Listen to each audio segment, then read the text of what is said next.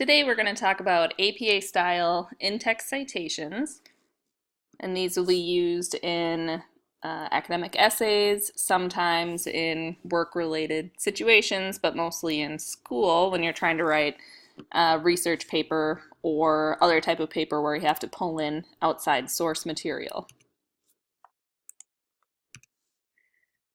All right, so what is an APA in-text citation? It indicates who the author or authors are of an article that or a source that you're using, and it also indicates the year that that source was published or last updated.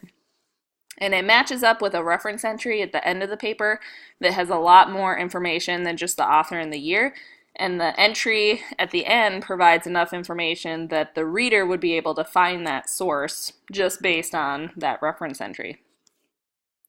The in-text citations appear in the sentence where the source is being used, and part or all of the citation will be in parentheses, so they are easy to spot. So for example, here we have a quote. You can see the author's name, the year, and the page number are included with this set of parentheses, so it's pretty easy to spot.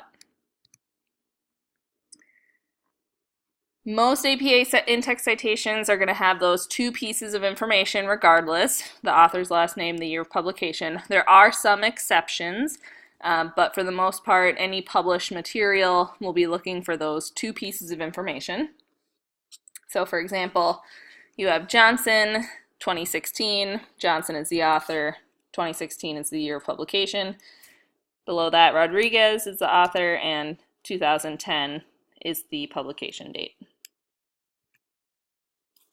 So where in the sentences do they go? You have two options. You can put the author and the year and the page number if required in parentheses at the end of the sentence, or you can put the author information in the actual sentence. So this is looking at option number one, where everything is at the end of the sentence. So you can see here, subject matter theory is a popular pedagogical theory amongst professors.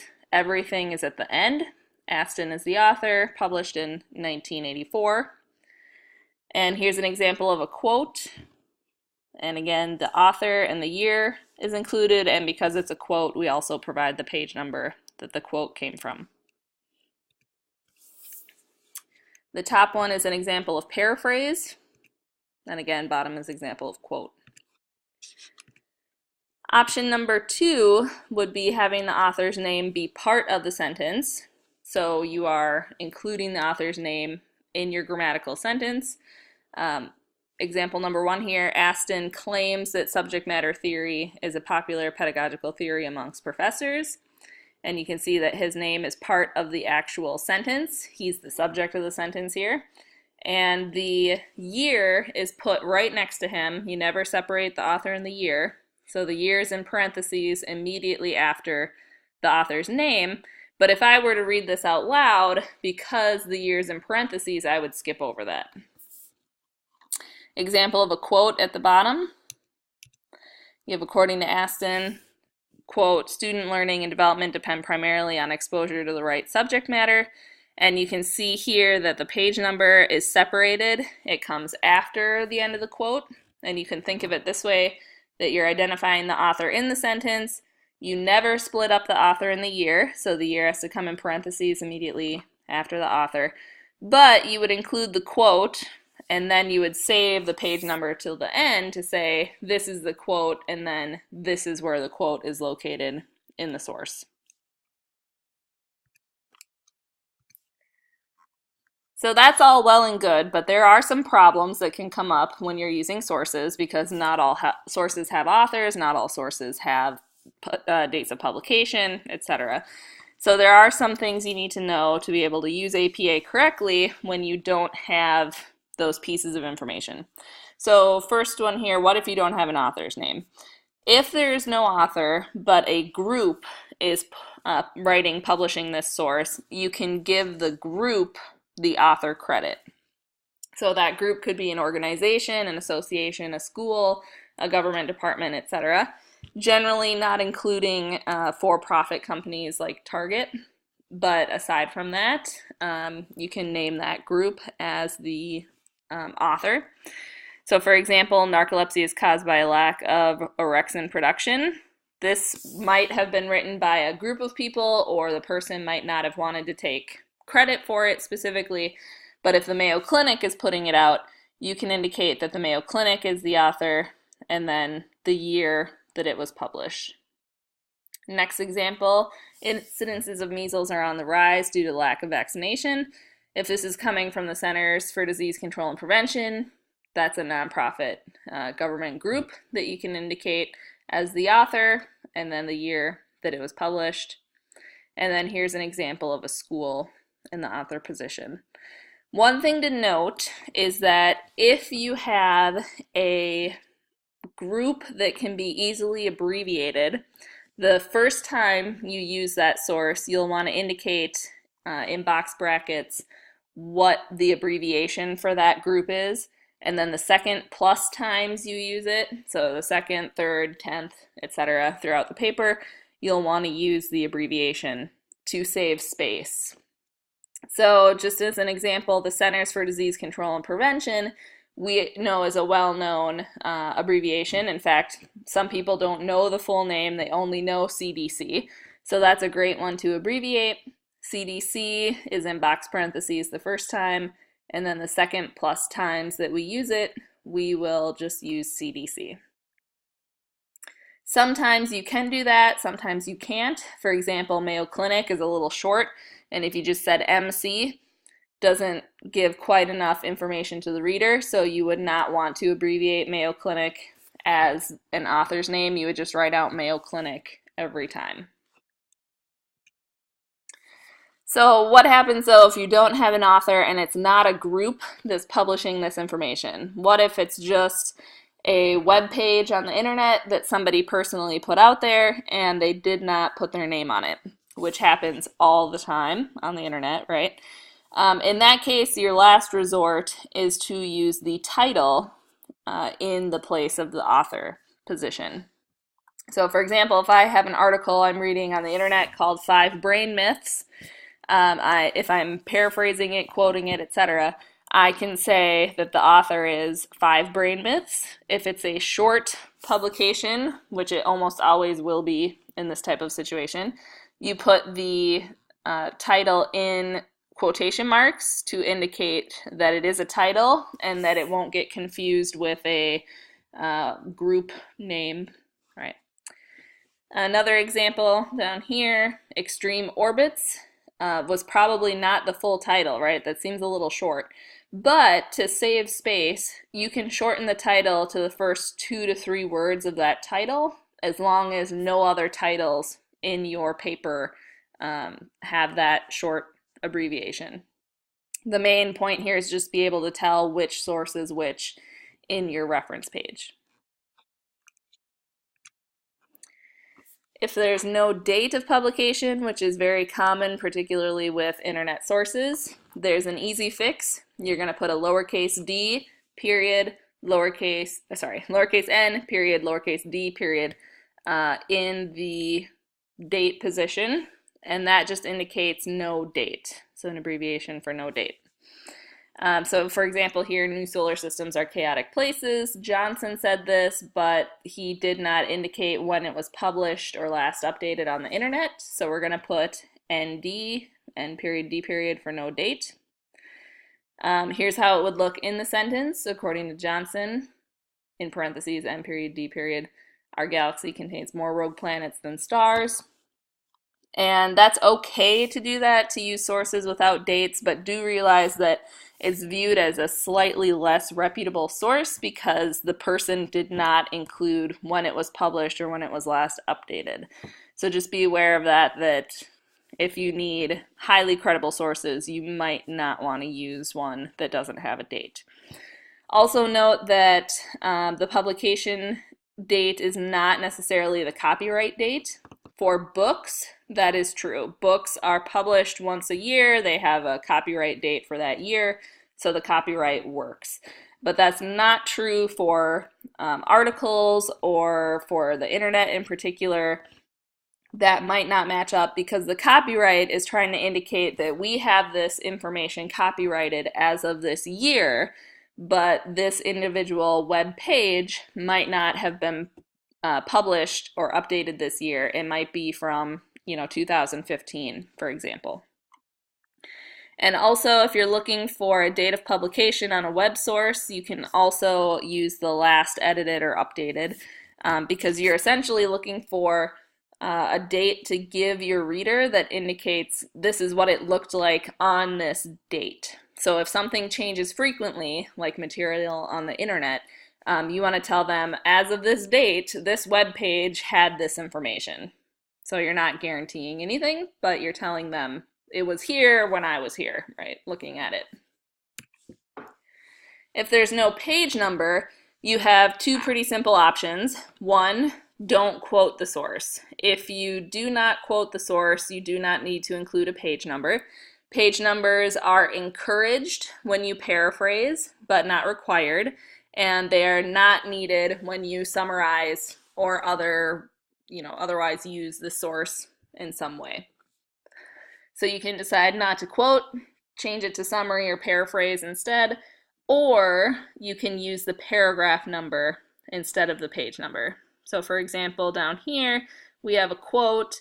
If this is off the internet, for example, the internet does not usually use page numbers. So you would count and say, okay, this is paragraph 1, this is paragraph 2, this is paragraph 3.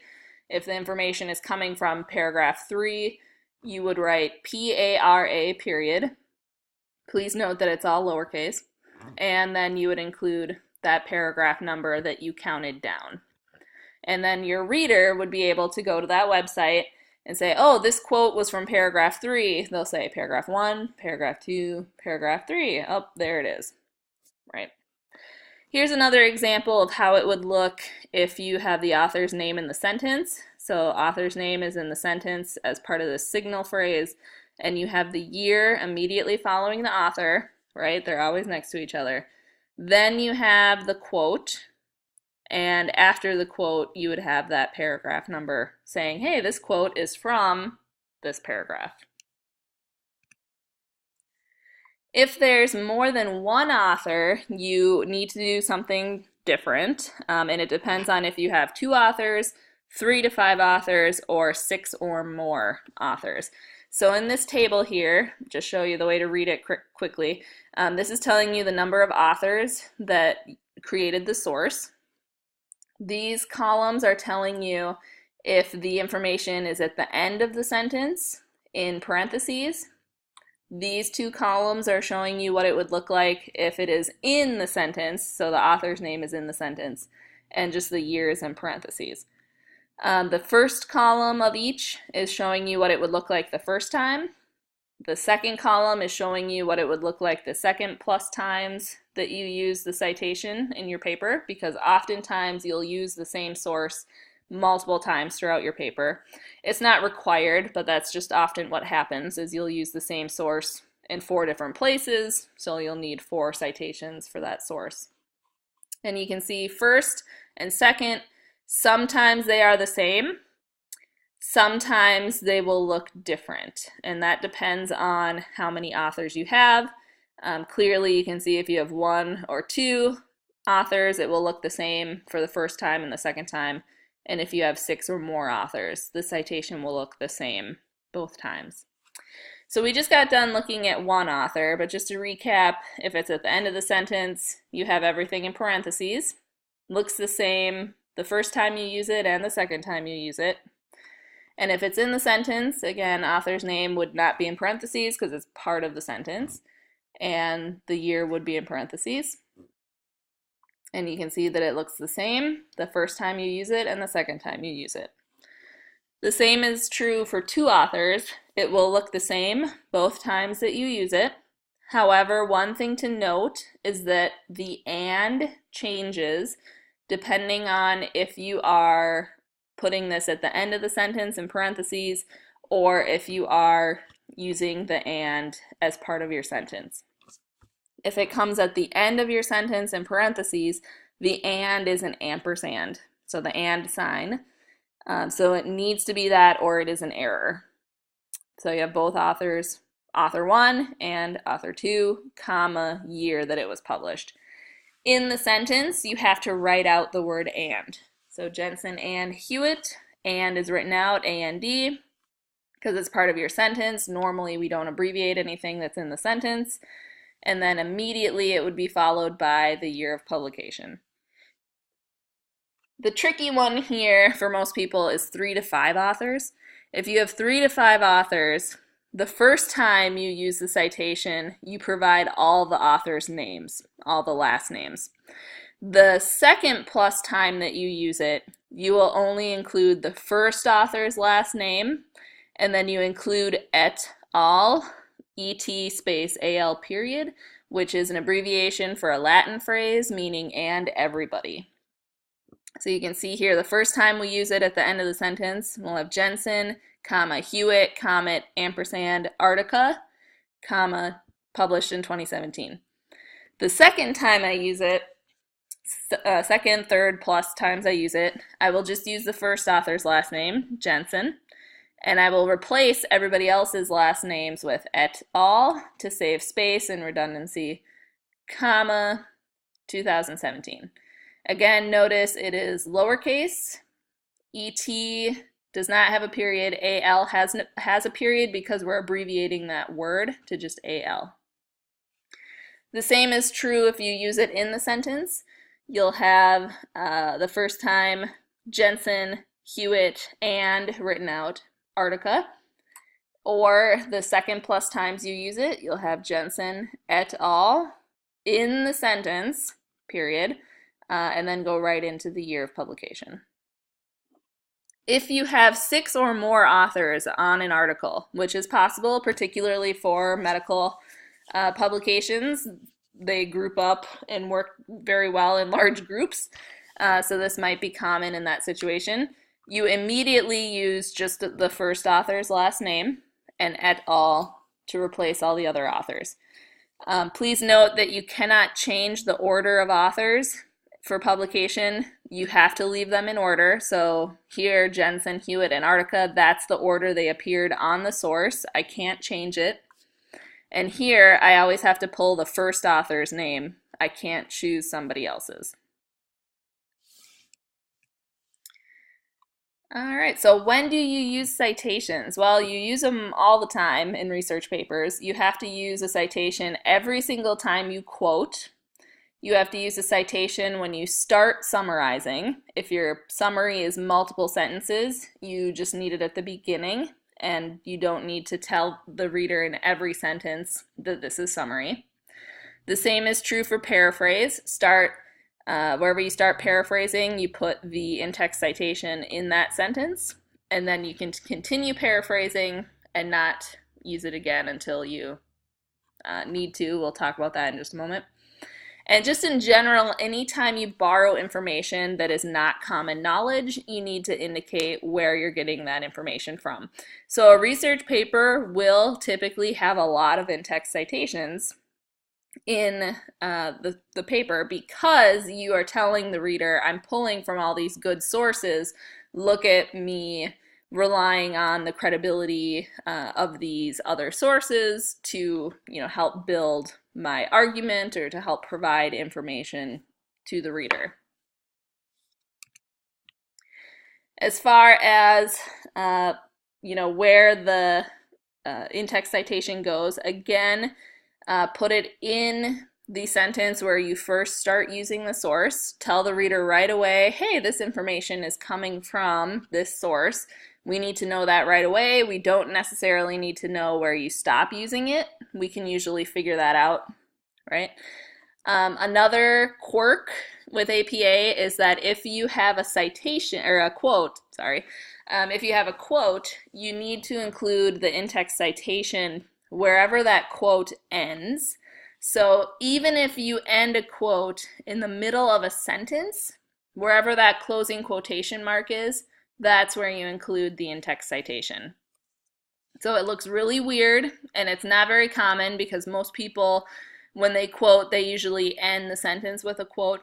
But if it happens where you start talking, you quote some words, and then you finish the rest of the sentence, that parenthesis including the author, year, and page number would come immediately after the quotation mark. One thing to note is that you always need to include the period after the parenthesis, the in-text citation. So a correct example of that is provided right here. You can see we have the writer, the student introducing the quote.